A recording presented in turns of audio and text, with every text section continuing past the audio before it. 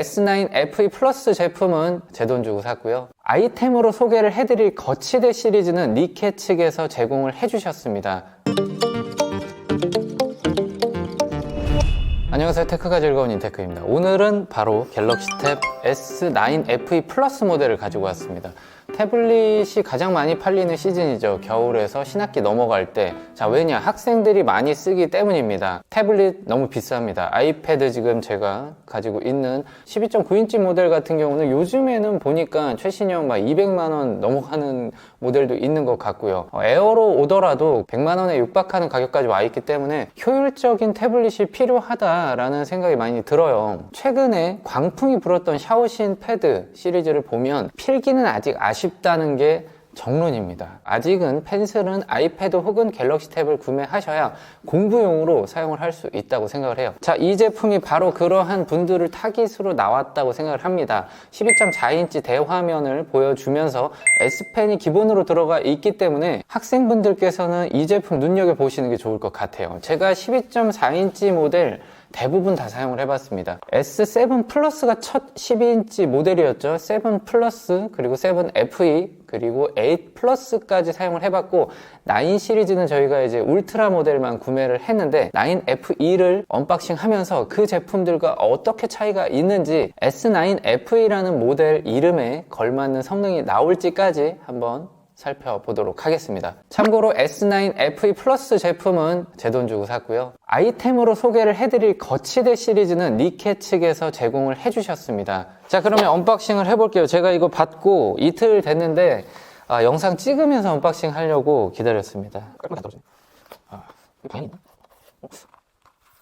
뭔가 개운한 맛은 없지만 라벤더 색상이에요. 제가 처음에 실버를 골랐다가 라벤더 태블릿은 어떤 느낌일까? 라는 생각이 들어서 바꿨습니다. 다시 열어보지 않지만 항상 뜯을 때 이렇게 좀 조심스럽게 뜯게 됩니다. 오, 어떤 느낌인가요? 라벤더 색상의 12.4인치 태블릿입니다. S9 시리즈가 방수 방진이 도입된 첫 태블릿이었는데 FE 모델도 방수 방진을 지원한다고 합니다. 그리고 펜슬도 방수 방진이 됩니다. 지문이 들어가 있나 보네요. 지문이 버튼 쪽에 들어가 있는 것 같습니다. 자, FE 모델이라는 게 탭 S7 때 처음 나왔죠. 팬 에디션이었는데 그때는 욕을 진짜 엄청나게 먹었어요. 이유는 이제 5G하고 와이파이 모델의 스펙이 달랐어요. 그리고 심지어 와이파이 모델이 뒤늦게 나왔는데 칩셋을 더 좋은 걸 달고 나오면서 먼저 산 사람들을 바보로 만들었었는데, 이번에는 그런 일은 없었지만 칩셋 자체에 대한 얘기는 지금 좀 많이 나오고 있죠. 화면이 생각보다 상당히 좋네요. LCD 패널이어서 크게 기대를 안 했는데 밝기도 상당히 쨍해서 눈이 좀 시원한 느낌이 들어요. 자, 그리고 LCD하고 AMOLED하고 장단점이 있죠. 버닝이 없어요, LCD는. 네, 디스플레이 설정에 들어가서 몇 가지 살펴보겠습니다. 설정으로 들어가셔서 가장 먼저 디스플레이를 보시면 부드러운 모션 및 화면 전환이 있어요. 여기에 보면 최적화가 설정되어 있는데 자세히 읽어보시면 90Hz를 지원한다고 나와 있습니다. 기존의 S7 FE 같은 경우는 60Hz를 지원했었는데 이번에는 90Hz까지 지원을 해서 조금 더 부드럽게 보실 수가 있겠어요. 그런데 120Hz까지는 지원하지 않기 때문에 플래그십 모델과 비교를 한다면 약간의 역체감이 있을 수 있다. 그건 제가 조금 이따가 한번 보여드릴게요. 일단 첫 느낌이 상당히 좋습니다. LCD 패널에 쨍함이 느껴지는 건 상당히 좀 오랜만에 경험을 하는, 요즘에 보통 다 웬만한 것들은 AMOLED가 들어가 있기 때문에 LCD에서 이런 품질을 낼 거라고 좀 기대를 못했었는데, 태블릿의 가장 중요한 게 뭘까? AP의 성능도 중요하지만 그보다는 최적화와 디스플레이 그리고 사운드 성능이 더 중요하다고 생각을 해요. S9 FE 플러스 같은 경우는 현재 디스플레이가 상당히 좋기 때문에 첫 느낌이 좋다고 말씀을 드리는 거예요. 자, 소리도 한번 들어보고 제가 영상 감상을 한번 해보겠습니다. 신형 맥세이프 충전 도구를 하나 가지고 왔습니다. 투인원이에요. 보통 투인원이라고 하면 휴대폰이랑 이어폰 충전을 생각을 하죠. 무난한 편이라는 생각이 들어요. 음악도 한번 들어볼게요.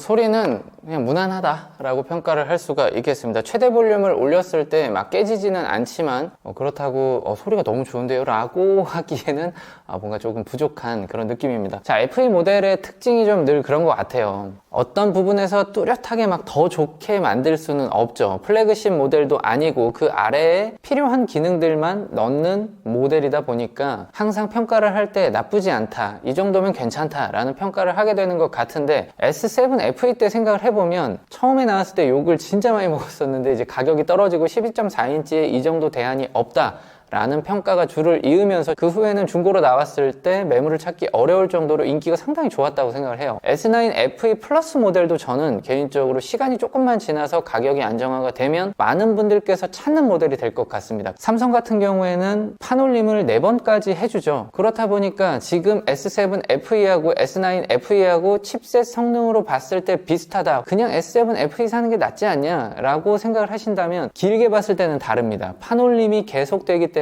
저는 S9 FE를 선택하시는 게 더 낫지 않나 생각을 해요. 자, 그리고 제가 S7 FE하고 이제 바로 화면 비교를 해드릴 텐데 제 느낌에는 화면 차이가 꽤 많이 나는 것 같습니다. S7 FE 모델과 S7 플러스와 S8 플러스까지 한 번에 비교를 하면서 여러분들에게 선택할 수 있는 기회를 드리겠습니다. 자, 가장 궁금해하실 S7 FE 와이파이 모델과의 비교를 한번 해보겠습니다. 자, 기존에는 FE가 12.4인치만 나왔기 때문에 S7 FE라고 하면 7패라고 부르면 12.4인치였지만 9 FE는 11인치하고 12.4인치가 동시에 나왔어요. 그래서 요거 헷갈리시면 안 돼요. 자, 이 카메라 선 부분이 S9의 디자인을 가지고 왔고 S7의 디자인을 가지고 왔기 때문에 두 개가 다른 점 보실 수가 있어요. 그리고 FE 모델들은 쿼드 스피커가 아니라 둘 다 듀얼 스피커예요. 위에만 있고 반대편도 위에만 있습니다. 그리고 아래쪽에 보시면 포고핀으로 키보드 연결할 수 있는 형태 똑같이 되어 있고요. 한 가지 다른 점이 S7 FE 같은 경우는 지문 인식이 없었어요, 생각해보니까. 근데 이번에 9 FE 같은 경우는 아이패드 에어처럼 버튼에 지문 인식이 들어가 있어요. 저는 개인적으로 버튼에 있는 지문 인식이 조금 더 편한 것 같아요. 최대 밝기 설정이 되어 있어요. 근데 눈으로 보기에도 확실히 차이가 나는데 카메라에서도 저는 분명 차이가 날 거라고 생각을 합니다. 위쪽에 있는 게 S7 FE, 아래쪽에 있는 게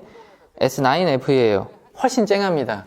자, 기술도 일단 슈퍼비전이 들어가 있어요. 밝은 환경에서도 더 밝게 볼 수 있도록 지원하는 기술이 들어가 있어서 태블릿을 밖에서 사용할 때도 불편함 없이 사용할 수 있고, S7 FE가 욕을 먹었던 이유 중에 또 하나가 시야각이 좀 좋지 않아서인데, LCD인데도 이렇게 좌우로 움직이더라도 시야각이 크게 나쁘지 않습니다. 제가 눈으로 봤을 때는 차이가 좀 확실하게 납니다.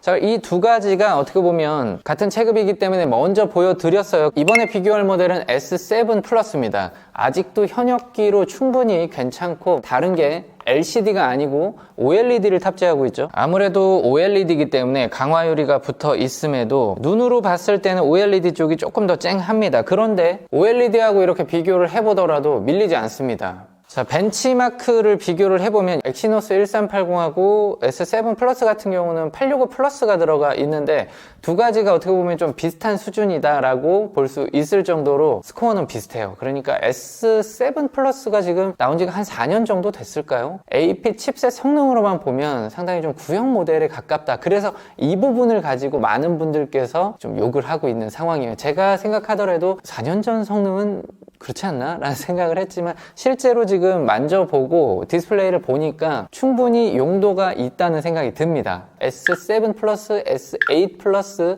이 두 가지는 지금 중고시장에 꽤 많은 매물이 있기 때문에 그 가격대하고 S9 FE 플러스의 새것 가격과 어떻게 보면 이제 중첩되는 지점이 생겨요. 그래서 여기서부터는 나는 중고도 괜찮다 라고 생각을 한다면 S7 플러스 혹은 A 플러스를 구매하시는 것도 괜찮지만 새 거를 사는 어떤 언박싱의 기쁨을 느끼고 싶고 나는 새 거 사서 오래 쓰고 싶다 라고 생각한다면 S9 FE 플러스 모델을 구매하시는 것도 괜찮아요. 그리고 이 제품들은 어떻죠? 배터리를 탑재하고 있어요. 배터리는 충전 방전을 계속 하다 보면 수명이 줄어들기 때문에 지금 S7 플러스를 구매를 하시면 배터리의 수명이 상당히 소모되어 있을 확률이 높습니다.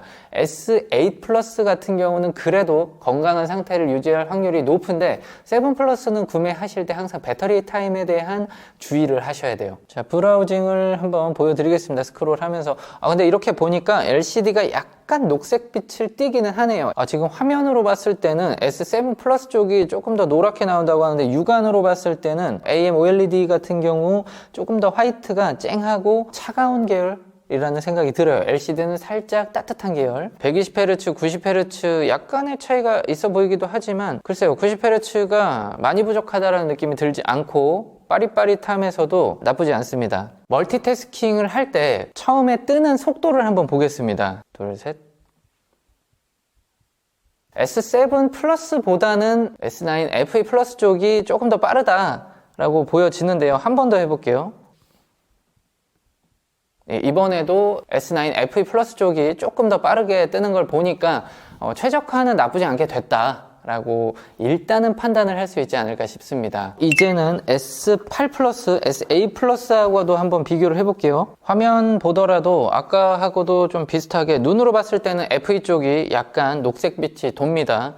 그리고 S8 플러스 쪽은 조금 더 화이트에 가까운 차가운 계열을 보여주고 있어요. 카메라에는 조금 다르게 잡힐 수가 있는데 육안으로 보시면 저하고 비슷한 느낌을 받으실 거라고 생각합니다. 이것도 그럼 멀티태스킹을 한번 열어볼게요. 하나, 둘, 셋. 뭐야, 이것도 더 빠르네? 8 플러스보다도 멀티태스킹에서는 좀 더 빠르게 뜨는데 다시 한번 해볼게요. 하나, 둘, 셋. 이런 어떤 최적화가 나쁘지 않게 되어 있는 것 같아요. 일반적인 싱글코어, 멀티코어 점수는 좀 밀리지만 앱 구동에서의 최적화가 잘 되어 있다고 하면 사용자 입장에서 빠릿빠릿함을 느낄 수 있기 때문에 많이 떨어진다라고 생각할 수 없을 수 있어요. 물론 이제 제가 지금 여러 가지 막 딥한 기능을 써본 건 아니라서 점수는 낮지만 성능은 좋습니다 이렇게 말하는 건 아니고요. 그냥 저희가 일반적으로 레이아웃을 나눠서 쓰는 그 구동 환경을 가지고 테스트를 할 때 그냥 눈으로 일단 보여지는 게 그렇다는 거예요. 한 가지 또 궁금하실 게 있을 거라고 생각을 해요. S7, S8에 호환이 되던 액세서리들이 여기에 연동이 되냐. S9 시리즈가 처음 나왔을 때 울트라 모델을 가지고 8 울트라하고 9 울트라하고 어떤 부분이 호환이 되는지 말씀을 드린 적이 있었어요. 그 영상 안 보셨다면 한번 봐주시기 바라고요. 이것도 7과 8의 액세서리들은 공식적으로는 호환이 되지 않습니다. 비공식적으로 되는지 한번 볼게요. 자, 일단 뒷판은 맞을 리가 없어요. 왜요? 카메라가 다르잖아요. S7 시리즈에서 사용을 하던 키보드 북커버예요. 자석으로 붙기는 하지만 이 카메라 쪽은 어떻게 할 수가 없습니다. 어떤 분들은 여기를 이렇게 좀 오려서 사용한다는 분들도 있더라고요. 그거 나쁘지 않은 선택인 것 같아요. 이미 갖고 있던 액세서리가 있다고 하면. 키보드가 맞는지 한번 보겠습니다. 연결된 키보드는 이 태블릿의 전용 키보드가 아니므로 권장하지 않는다. 동작은 하는데 제대로 동작하지 않을 수 있다. 이러면 이제 덱스를 지원하는지 또 봐야죠. 뉴 덱스를 환영합니다. 크게 문제없이 잘 되는 것 같고요. 기능키도 문제없이 잘 되고 있어요. 기존의 S7, 8 시리즈의 키보드를 가지고 계시다면 사용은 가능합니다. 잘 붙었는지 꼭 한번 확인을 하세요. 유격이 좀 있어요. 자세히 보시면 여기 보이실지 모르겠는데 이렇게 흔들린다는 점. 그리고 이번에 S9 FE를 구매하시면 액세서리를 77% 할인된 가격으로 구매할 수 있기 때문에 그것도 참고해서 필요하신 분들은 전용 키보드 사시는 게 조금 더 마음에는 편할 것 같습니다. 자, 이것 말고도 다른 액세서리들은 7, 8 시리즈 것과는 호환이 안 된다는 점 참고하시고요. 9 시리즈하고는 모든 걸 공유할 수 있다는 거 참고해서 액세서리 구매하시기 바랍니다. 자, 이렇게 해서 FE 모델을 구매하셨다라고 하면 태블릿을 이제 진짜 잘 쓰고 싶은 욕심이 있을 거예요. 저도 태블릿을 진짜 많이 사용을 했는데 제대로 쓰려면 뭐가 필요하냐? 이러한 거치대가 필요합니다. 혼자서 그냥 들고 쓰는 데에는 한계가 있어요. 크다 보니까 핸드폰처럼 한 손으로 쥘 수도 없고 양손으로 들고 하는 것도 한계가 있습니다. 그러면 어딘가에 붙여놓고 어딘가에 물려놓고 사용을 해야 펜슬 사용도 편하고 영상 보기도 편하고 활용하기에 이게 좀 태블릿이 오니까 내 삶이 쾌적해진다 라는 느낌을 받으실 수가 있어요. 가장 먼저 보여드릴 제품은 스탠딩 거치대예요. 니케 하면 여러분들께서 갖고 있는 이미지가 있죠. 제품을 굉장히 잘 만든다. 그리고 마그네틱 거치대의 시초입니다. 갤럭시 탭 부착하는 모습부터 한번 보여드릴게요. S8 울트라인데 카메라 쪽 부분이 이렇게 좀 넉넉하게 남아있는 모습을 볼 수가 있어요. S9 울트라용으로 따로 금형을 한 거예요. 자, 이 부분은 상당히 좀 감동 포인트라고 생각을 해요. 기존에 판매를 하고 있던 제품은 이렇게 S7, S8 시리즈하고 호환이 되는 작은 형태로 홈이 파져 있었는데 S9 시리즈를 부착하면 호환은 가능해요. 부착할 때만 이 카메라 섬을 조금 주의하시면 되는 거예요. 니케에서는 이 작은 차이를 용납하지 않고 새롭게 제품을 개발해서 판매를 하고 있는 겁니다. 잘 붙는지 한번 볼게요. 무려 울트라 모델을 부착하는 거기 때문에 어지간히 단단하지 않고서는 버텨낼 수가 없어요. 아시겠지만 울트라는 14인치 모델입니다. 이거는 이제 조립할 때 여러분들께서 아셔야 할 부분이 있는데, 이 옆에 보시면 홈이 있어요. 이 홈의 위치가 상당히 중요합니다. 이거는 니케 거치대를 사용할 때 조립법이라고 생각을 하시고 따라오셔야 돼요. 보여드리고 다시 조립을 할게요. 이게 중요한 부분이라서. 자, 보시면 이 옆쪽에 조임새를 풀면 이게 이렇게 돌아가요. 돌아갈 때 이게 아래쪽에 가 있거나 위쪽에 가 있으면 안 되고요. 시간으로 치면 1시 방향으로 돌려놓고 얘를 잠궈주세요. 이게 상당히 중요한 포인트입니다. 이런 조임새 부분도 상당히 좀 단단하게 만들어져 있습니다. 아무래도 무거운 제품을 부착을 해야 되다 보니까, 아니 울트라 모델을 거치했는데 내가 원하는 곳에서 프리스탑이 된다는 점. 지지대 쪽을 보시면 상당히 탄탄합니다. 다른 거치대에서 볼 수 없었던 그런 두께감이에요. 그렇기 때문에 이렇게 무거운 제품을 부착할 수 있는 겁니다. 자, 이거는 지금 아이패드 에어를 부착할 수 있는 플레이트예요. 에어하고 완벽하게 딱 맞는 모양새이기 때문에 여기다 딱 부착을 하면 그대로 바꿔서 사용을 하실 수가 있어요. 모델을 구매하시면서 추가 상품에서 각각 플레이트를 따로 개별 구매할 수 있기 때문에 이 지점이 상당히 좀 훌륭한 지점이라고 생각합니다. 여러분들께서 나는 아이패드를 사용하는데 와이프는 갤럭시 탭을 사용할 수 있고 아이들은 아이패드 미니를 사용할 수도 있죠. 그렇다고 했을 때 교체만 해서 사용을 하시면 됩니다. 처음에 제가 보여드렸던 게 12.9인치 플레이트고요. 어지간해서는 떨어지지 않아서 안정적이에요. 자, 이 제품은 지금 미니입니다. 아이패드 미니를 부착을 해놨는데 상당히 플레이트가 좀 귀엽죠. 아주 잘 맞게 완벽하게 깎여 있습니다. 니케 제품은 여러분들 사용해보시면 만듦새가 좀 떨어진다 라는 느낌을 받으실 때가 아마 없을 겁니다. 단 하나 단점, 애플 기기하고 같아요. 비싸요. 좀 비싼데 비싼 값어치를 저는 충분히 한다고 생각합니다. 중간에 이런 선반을 더 가지고 커피를 마시다가 올려놓을 수도 있고요. 굉장히 만듦새가 좋습니다. 여러모로 저는 이 제품 거실에 갖다 두시면 편안한 생활을 할 수 있다는 생각을 해요. 마그네틱 거치대에는 이런 스탠드형만 있는 게 아니에요. 테이블형이 있습니다. PC처럼 사용할 수 있게끔. 자, 지금 얘는 울트라 모델의 실버 컬러예요. 아이패드용도 접이식도 있고 드로잉용도 있고 다양하게 있어요. 제가 기존에 다 소개를 해드렸으니까 영상으로 한번 참고해 주시기 바랍니다. 네, 오늘은 제가 S9 FE 플러스 모델을 언박싱 하면서 첫인상과 함께 기존에 있는 제품들과 어떤 액세서리까지 호환되는지, 그리고 기능은 어때 보이는지까지 설명을 드렸어요. 그리고 꿀템들도 함께 소개를 해드렸으니까요. 여러분들께서 선택하시는 데 도움이 되는 영상이었으면 좋겠습니다. 감사합니다.